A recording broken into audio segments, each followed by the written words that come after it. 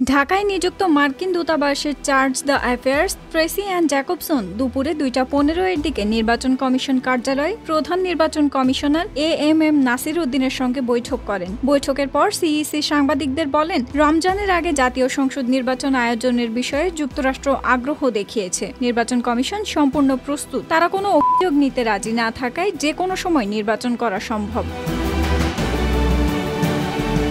CEC আরও বলেন, ইসির প্রস্তুতির অভাব নিয়ে যে অভিযোগ আছে তা সত্য নয়। আমরা বিশ্বাস করি সব রাজনৈতিক দল দেশের স্বার্থে নির্বাচনের বিষয়ে একমত হবে। তিনি বলেন, ভোটের তারিখ ঘোষণার পর বিশৃঙ্খলা সৃষ্টির সুযোগ আর থাকবে না। তফসিল ঘোষণার পর রাজধানীতে অশান্তি করা যাবে না, মানুষ নিজের এলাকার দিকে চলে যাবে।